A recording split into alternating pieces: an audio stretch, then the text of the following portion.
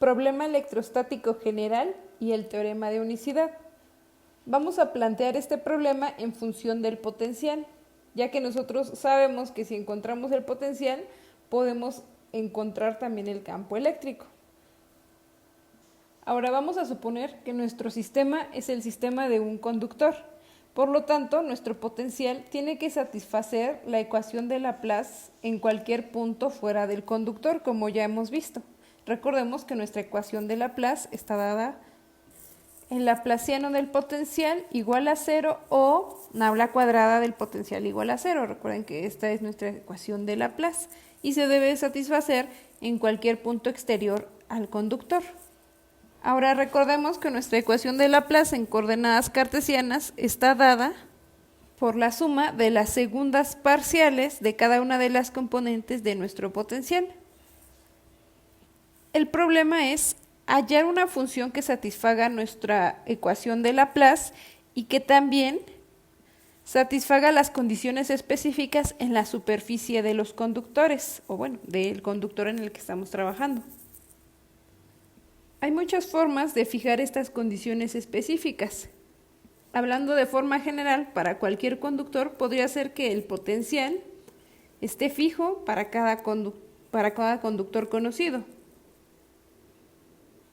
Esto implica que nuestra solución para el potencial, que depende de nuestras coordenadas cartesianas en las cuales estamos trabajando, debe tomar el valor correcto en todos los puntos de cada una de estas superficies. Hasta aquí en realidad aún no hemos dicho nada. Solo hemos establecido que tenemos un problema con condiciones de contorno específicas, en las que el potencial tiene que tomar un cierto valor acorde a nuestro conductor en su superficie y otro fuera de él. El problema general de interés es entonces con las condiciones de contorno dadas, el problema no tiene solución o tiene muchas soluciones. Supongamos ahora que se ha especificado el potencial de cada conductor como φK, junto con el requisito de que φ tienda a 0 a una distancia infinita. Vamos a probar que este problema de condiciones de frontera o de contorno no tiene salvo una solución, probando el siguiente teorema.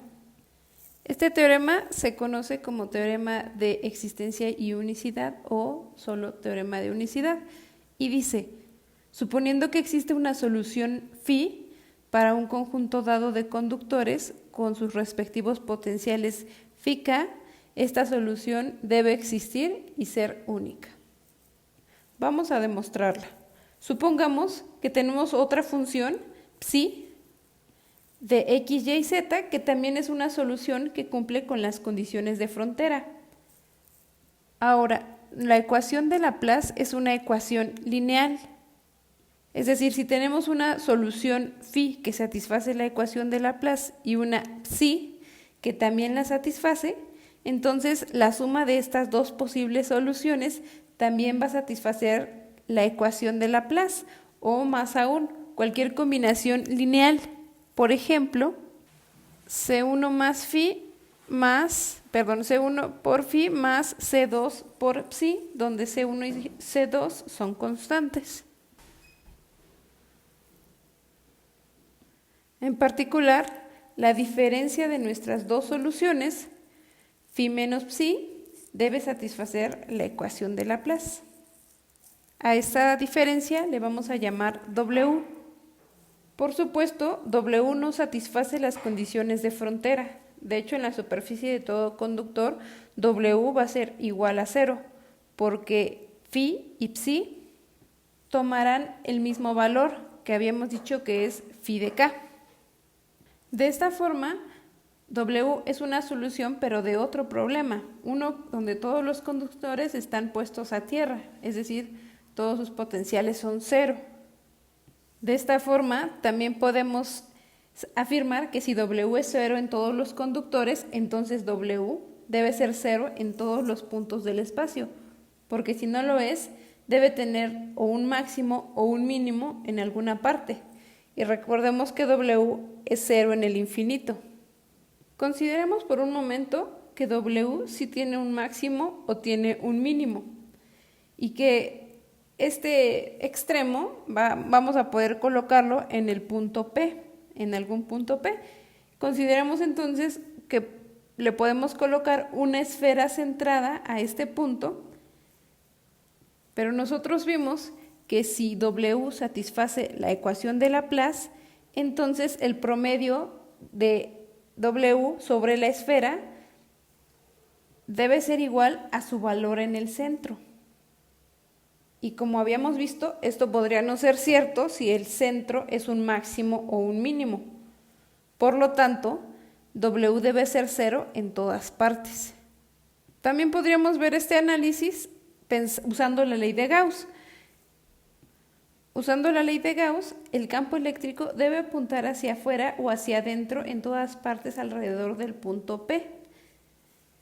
Y esto implica un flujo neto a través de una pequeña esfera que rodea P, lo que va a contradecir el hecho de que no hay ninguna carga encerrada dentro de nuestra esfera, entonces no debería haber un flujo. De lo anterior, deducimos que psi y phi deben ser iguales en todas partes. Es decir, solo puede haber una solución de la ecuación de Laplace que satisfaga las condiciones de frontera inicialmente prescritas. Notemos también que al probar este teorema asumimos que phi y psi satisfacen la ecuación de Laplace, es decir, asumimos que fuera de los conductores la carga es nula. Sin embargo, el teorema de unicidad en realidad se cumple incluso si hay cargas presentes, siempre que estas cargas estén fijas en su lugar. Y no necesariamente siempre tienen que ser cargas puntuales, también pueden ser distribuciones de cargas continuas. La prueba para este caso sería una forma esencialmente equivalente. También notemos que en esta demostración no usamos el hecho de que phi y psi satisfacen la ecuación de Laplace, solo que W satisfacía la ecuación de Laplace para usar justo el teorema. Pero podemos llegar rápidamente a ello. Partiendo de la ecuación de Poisson más general, tenemos entonces de un lado la ecuación de Poisson para psi y del otro lado para phi y del otro para psi. Y como sabemos que W es igual a la diferencia y además sabemos que la distribución de carga ρ va a ser igual en cada una de las ecuaciones porque tenemos el mismo conductor, entonces la diferencia, que es W, también va a satisfacer explícitamente la ecuación de Laplace. Aquí vemos el laplaciano de W es igual a 0 por la diferencia de estas relaciones. Con lo cual ya no tenemos ningún cabo suelto y podemos concluir definitivamente que phi y psi son iguales en todas partes. Ahora de este teorema podemos extraer un corolario. En el espacio interior de un conductor hueco de cualquier forma, si no hay carga, el campo eléctrico es 0. Ese es el corolario que se extrae del teorema de existencia y unicidad. La demostración es más o menos directa. Sabemos que la función potencial dentro de un conductor debe satisfacer la ecuación de Laplace y que todo el límite de esta región, es decir, el conductor en sí, es una equipotencial. Por lo tanto, tenemos que phi es igual a una constante en todo el límite. Pero de acuerdo al teorema de existencia y unicidad, solo puede haber una solución. Así que esta solución para el potencial constante es toda la solución que hay. Como phi es una constante, el campo eléctrico es igual a 0. Porque sabemos que el campo eléctrico se puede calcular a través de menos el gradiente del potencial. Nosotros ya estábamos familiarizados con el hecho de que el campo eléctrico es igual a 0 dentro de una capa esférica uniformemente cargada. Ahora ya podemos agregar este nuevo concepto de nuestro campo eléctrico dentro de un conductor. Y además, este resultado es independiente de cualquier campo que haya fuera del conductor.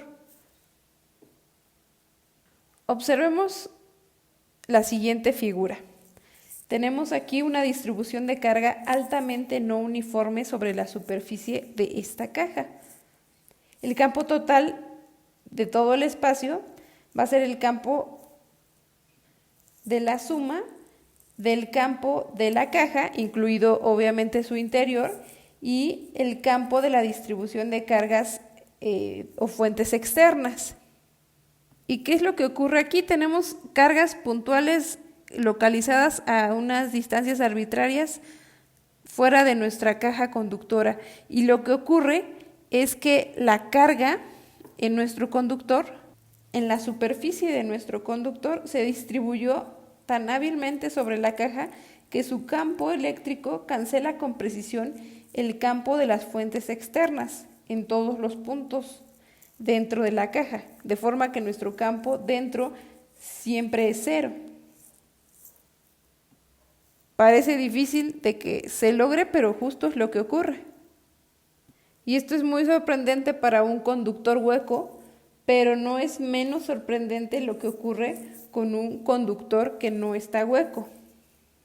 En el caso de un conductor que no está hueco, las cargas en la superficie del sólido se acomodarán de modo que el campo eléctrico sea cero dentro de este conductor.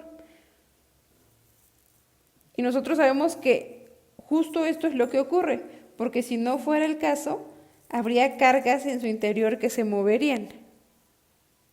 Y esto no ocurre. En un conductor sólido, la carga superficial se redistribuye de forma que el interior del conductor tenga una carga eléctrica nula. Justo esta vez, estas dos configuraciones están relacionadas porque en el interior del conductor el campo es neutro. Entonces, podemos eliminar el material neutro de un conductor sólido, un proceso que notemos que no va a cambiar el campo eléctrico en ninguna parte porque no estamos moviendo ninguna partícula con ninguna carga. Entonces tendríamos al final un conductor hueco y con un campo eléctrico igual a cero dentro de este conductor. Finalmente, la ausencia de un campo eléctrico dentro de un recinto conductor es la base para el blindaje eléctrico, el cual tiene muchas aplicaciones. Consideremos el siguiente ejemplo. Tenemos un conductor esférico que contiene dos cavidades esféricas. La carga total en este conductor es cero, sin embargo, hay una carga QB en el centro de una de las cavidades y una carga QC en el centro de otra de las cavidades. Y a una distancia considerable, R, va a haber otra carga puntual QD. La pregunta es, ¿qué fuerza actúa sobre A, la superficie de nuestro conductor, la carga QB, nuestra carga QC y nuestra carga QD? El razonamiento para encontrar la fuerza para QC y para QB va a ser análogo. Entonces comencemos con la fuerza que siente QB. Si la carga QB no estuviera presente en la cavidad, entonces el campo dentro de esta cavidad sería cero, debido al teorema de unicidad que discutimos antes. Y que nosotros sabemos que esto es independiente de lo que esté ocurriendo en QC y en QD. Supongamos que ahora reintroducimos nuestra carga QB en el centro de la cavidad y esto va a inducir una carga total menos QB en la superficie de la cavidad. Es decir, una redistribución de carga que va a tener una redistribución uniforme justo porque QB está en el centro de la cavidad.